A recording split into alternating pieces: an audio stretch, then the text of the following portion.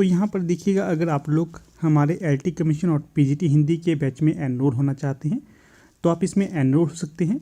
यहाँ पर मैं आपको बताऊंगा कि क्या क्या आपको मिलेगी, कैसे मिलेगी, क्या क्या आपको करना पड़ेगा।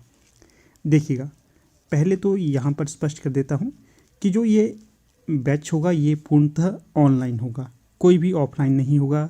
कुछ भी आपको जानकारी दी जाएगी, ये सारी आपको वीडियो जो भी होंगे ये आपको यूट्यूब पर प्रोवाइड करवाए जाएंगे। ठीक है, यूट्यूब वीडियो का लिंक आपको व्हाट्सएप ग्रुप में सेंड कर दिया जाएगा।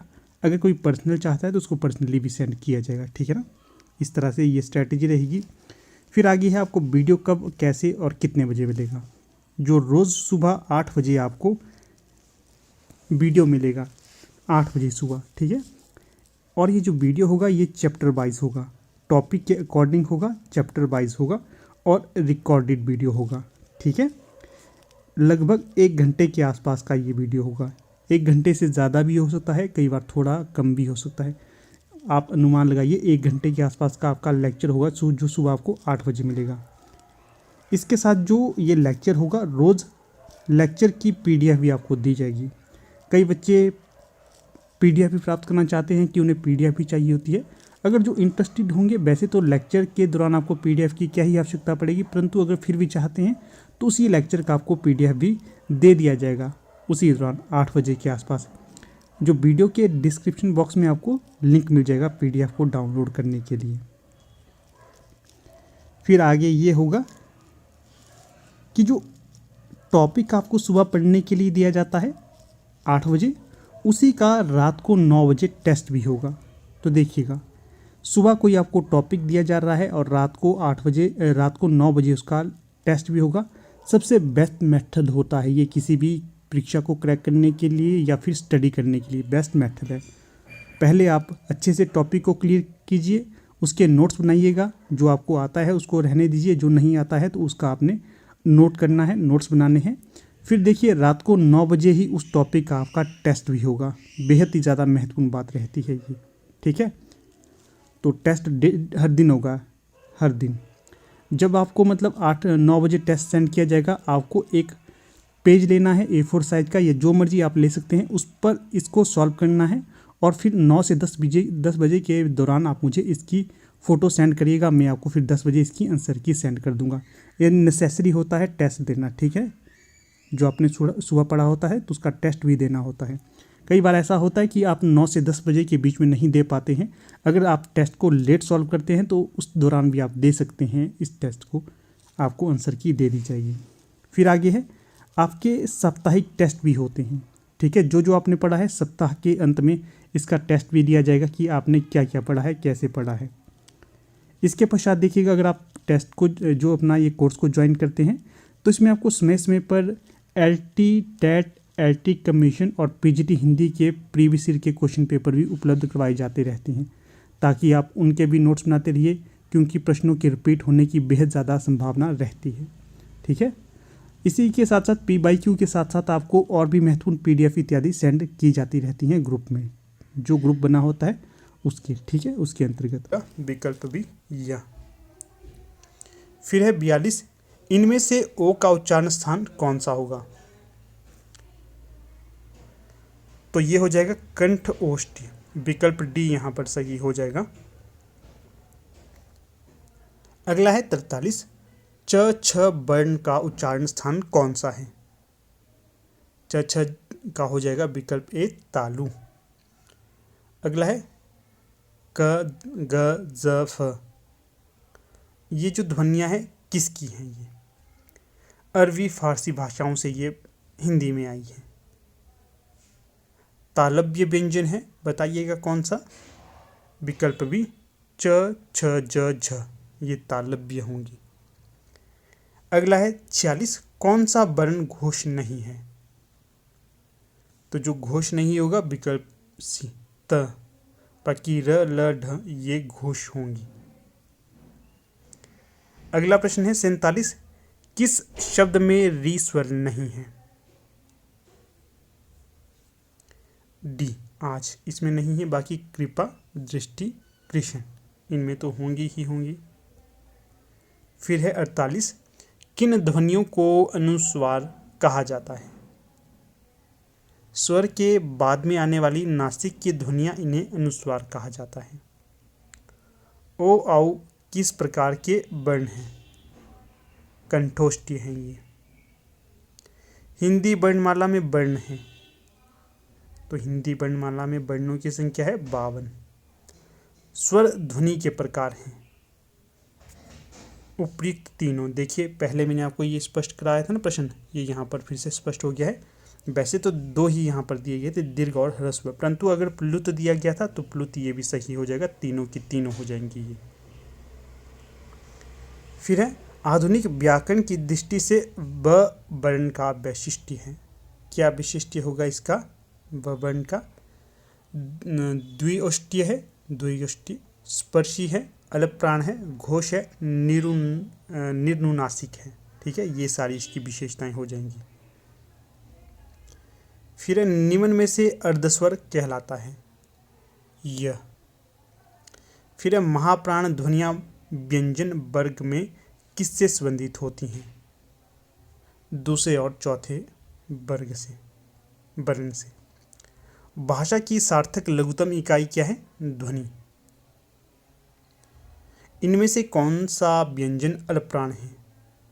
च, ये अल्पप्राण है, बाकी महाप्राण होंगे। अगला प्रश्न है 57। इनमें से कौन सा वर्ण स्पर्श व्यंजन नहीं है? तो जो यह है ये स्पर्श व्यंजन नहीं होगा, क, ट, च ये होंगे। ये तो अंतस्थ व्यंजन है ना। अगला है 58। निम्नलिखित में से कंठ्य ध्वनियाँ कौन सी हैं? क और ख ये कंठ्य ध्वनियाँ होंगी। फिर अगला प्रश्न है 59। वर्णमाला किसे कहते हैं? वर्णों के व्यवस्थित समूह को वर्णमाला कहा जाता है। अगला प्रश्न है 60। हिंदी की श ध्वनि है, हिंदी की श ध्वनि तालव्य होगी। कौन सा वर्ण ओष्ठ्य नहीं है? तो जो आ है ये ओष्ठ्य नहीं होगा, बाकी म, उ और ब ये ओष्ठ्य होंगे। फिर है अलप प्राण ध्वनियों का समूह कौन सा है? तो ये च, ज, ज ये होगा अलप प्राण का समूह। फिर है 63। वर्ण शब्द का अर्थ नहीं होता। आकाश। कौन वर्ण घोष नहीं है? त। किन ध्वनियों को अनुस्वार कहा जाता है? स्वर के बाद के आने वाली नासिक की ध्वनियों को। किस शब्द में री स्वर नहीं है? रिवाज में नहीं होगा, बाकी कृपा में है, कृष्णा में है, दृष्टि में है। फिर निम्नलिखित में से दंतव्य वर्ण है। त। अगला प्रश्न है घ का उच्चारण स्थान कौन सा है? कंठ। फिर अगला प्रश्न यहाँ पर दिया गया है हिंदी शब्दकोश के अनुसार संतान, सकल, सचल, सक्षम शब्दों का सही क्रम कौन सा होगा? सबसे पहले संतान, फिर सकल, फिर सक्षम, फिर सचल। फिर है निम्न में से महाप्राण वर्ण है, तो महाप्राण वर्ण होगा विकल्प अ, थ। फिर है 71। हिंदी शब्दकोश में अंग और आह किस वर्ण के साथ आता है? तो यह आता है अ के साथ ही, विकल्प ए, विकल्प बी। फिर एक श वर्ण किसके योग से बना है? क हलंत वाला और श षटकोण वाला। फिर है 73। निम्न में से कौन सा शब्द अमात्रिक है? कलरव, ये अमात्रिक है, बाकी कारखाना में भी मात्रा है, अमिताभ में भी है, चह चह चहाना, चह चहाना इसमें भी होगा मात्रा का प्रयोग। अगला प्रश्न है कि अयोगवह कहा जाता है, किसे कहा जाता है अयोगवह? विसर्ग को कहा जाता है अयोगवह, विकल्प ए। अगला प्रश्न है 75। ट वर्ग में किस प्रकार के व्यंजन हैं? ट वर्ग में है मूर्धन्य प्रकार के व्यंजन।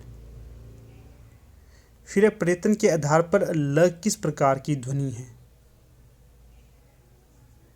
तो प्रयत्न के आधार पर ल पार्श्विक ध्वनि है। हिंदी वर्णमाला में अंग और अ क्या कहलाते हैं? अयोगवाह। फिर निम्नलिखित व्यंजनों में से कौन सा संयुक्त व्यंजन नहीं है? तो जो नहीं होगा षट्कोण। प्रश्न को देखिए 79। निम्न में से कौन सा व्यंजन स्पर्श संघर्षी है? तो जो विकल्प ए है ये होगा आपका स्पर्श संघर्षी, विकल्प ए। अगला देखिए 80। हिंदी वर्णमाला में व्यंजनों की संख्या है? तो ये सी 33। अगला प्रश्न है 81। हिंदी शब्दकोश में क्ष का क्रम किस वर्ग के बाद आता है? क के बाद। फिर ए के उच्चारण स्थान का नाम बताइए। कंठतालव्य। निम्नलिखित में से कौन वर्ण अंतस्थ नहीं है? तो जो ह है ये अंतस्थ नहीं होगा। अगला प्रश्न है 84। अघोष वर्ण कौन सा है? स। फिर एक हिंदी की तालव्य ध्वनियां हैं। च छ ज झ, ये तालव्य ध्वनियां होंगी। कौन सी ध्वनि अल्पप्राण है? तो ये त होगा अल्पप्राण, बाकी महाप्राण होंगे। फिर है 87। हिंदी की स्पर्श घोष महाप्राण दंत्य व्यंजन ध्वनि है? थ। अगला प्रश्न है हिंदी की स्पर्श घोष महाप्राण ओष्ठीय व्यंजन ध्वनि है? तो विकल्प ए भ। तो देखिए दोस्तों, कुछ इस प्रकार से आज का ये हमारा लेक्चर रहा। जो व्याख्यान था ज़्यादा विस्तृत तो नहीं था, छोटा सा लेक्चर ही था, पर प्रश्न यहाँ पर मैंने आपको काफ़ी सारे करवा दिए हैं। अगर आप इनको ही ध्यान में रखकर तैयारी करेंगे तो आपकी परीक्षा अवश्य निकल जाएगी। ज़्यादा वाइड आपकी परीक्षा में ग्रामर नहीं आता है, ठीक है। तो चलिए फिर यहाँ पर अब अपनी वीडियो का समापन कर लेते हैं। आप लोग अंत तक बने रहे, इसका बहुत बहुत धन्यवाद।